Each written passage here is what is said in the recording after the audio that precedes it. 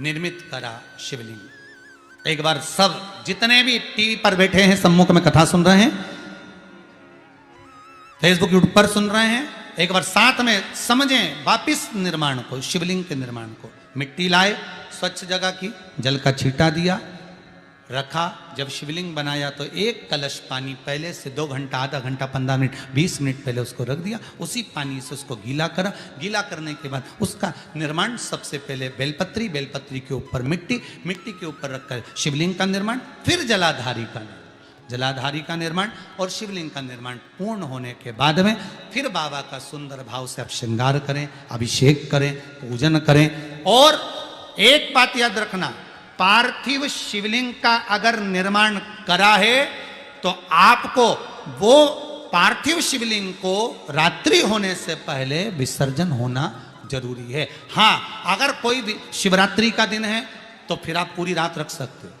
हरतालिका तीज का दिन है, पूरी रात रख सकते हो। बड़ी तीज है, छोटी तीज है, आप शिवलिंग बनाए हो तो आप पूरी रात रख सकते हो। विशेष कोई उत्सव है, श्रावण का महीना है, पूरी रात रख सकते हो। पर बाकी के समय अगर आप शिवलिंग का निर्माण करें तो उसको सूर्यास्त होने के पहले आप उसको नदी में, जल में, जलाशय में विसर्जन करें।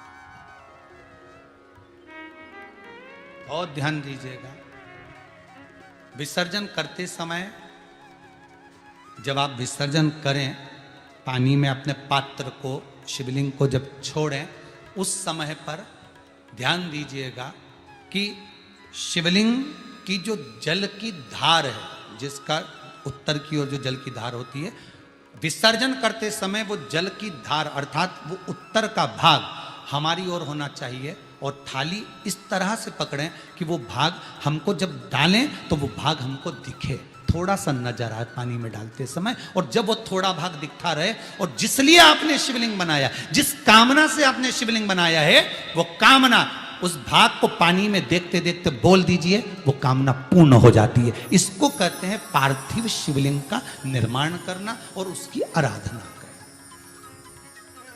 उसकी आराधना कई लोग करते हैं, बना भी लेते हैं, पूजन भी करते हैं, और कई बार कहते हैं हमारा काम नहीं, तो उसमें भगवान का दोष नहीं है, दोष अपना। देखो, आप आए नहीं, सुबह हो गई, मेरी पूजा की थाली धरी की धरी रहे। क्यों नहीं आए, किस लिए नहीं, वो हमें देखना।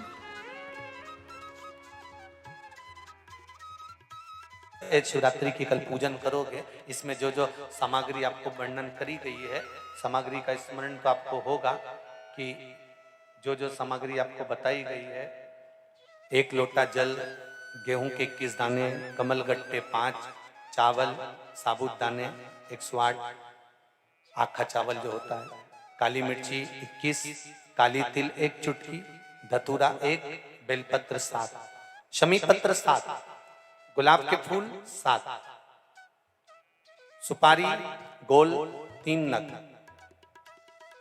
2 गौरा गणेश बनाने के लिए, 1 संकल्प के लिए, जनेऊ 2, देशी घी के दीपक 1 आरती के लिए और 1 अखंड जलाने के लिए, फल 2, मिठाई प्रसाद, इत्र, पीला चंदन, मोली, कलेवा नाड़ा, कपूर, लौंग,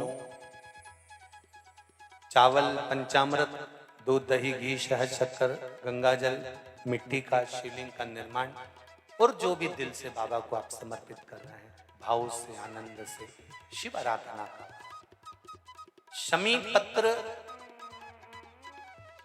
प्रयास करना कि घर में जितने सदस्य हैं, प्रत्येक सदस्य का शमी पत्र पर स्पर्श हो, या एक एक शमी पत्र घर का एक एक व्यक्ति अवश्य चढ़ाए।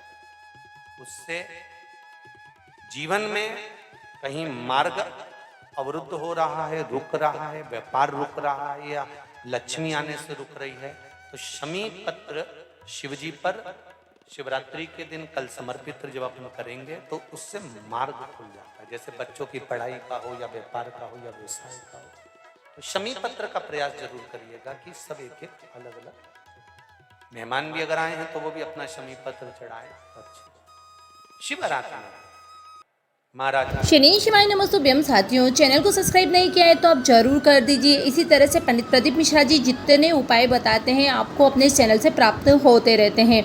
चलिए आपको अच्छे से बता देती हूँ कि किस तरह से आपको मिट्टी का शिवलिंग बनाना है। सबसे पहले 1 लोटा जल हमें हमारे परेंडे के यहाँ रखना है। उस पर 1 चावल का दाना प्लेट ढककर रख दीजिए।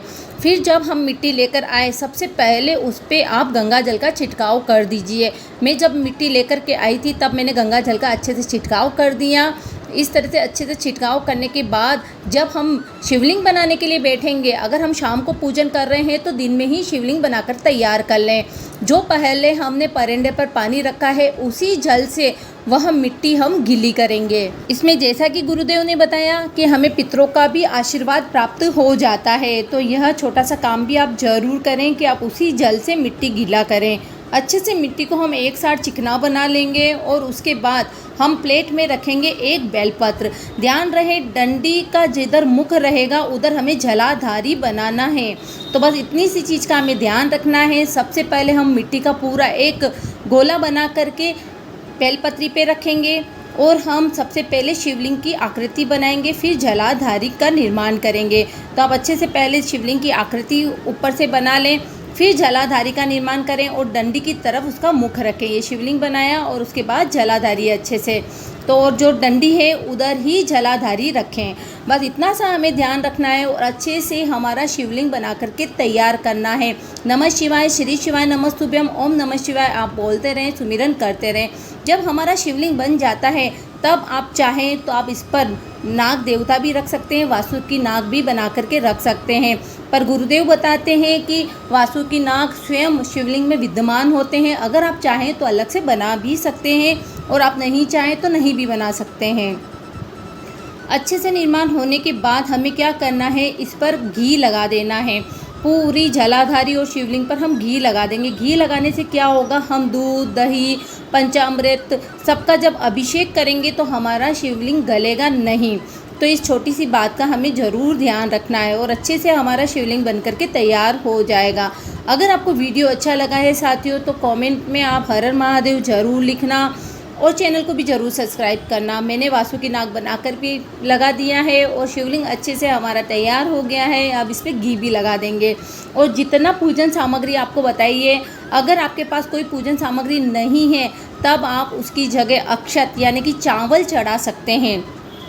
हमारे यहाँ क्या होता है कि हमें शमी पत्र नहीं मिलते हैं, तो जब भी गुरुदेव ऑनलाइन पूजा कराते हैं और शमी पत्र की बोलते हैं तब हम चावल यानी अक्षत चढ़ा देते हैं। तो जो आपके पास नहीं है तब आप अक्षत अर्पण कर सकते हो। तो हमें जितने फूल और अक्षत लिखाए हैं गुरुदेव ने उससे आप अधिक लेकर ही बैठें, जिससे हमारे देवता का पूजन और इत्यादि जो पूजन होते हैं वो अच्छे से संपन्न हो पाए। जितनी सामग्री बताई है आप दिन में ही अच्छे से तैयारी कर लें और अच्छे से अपना पूजन करें।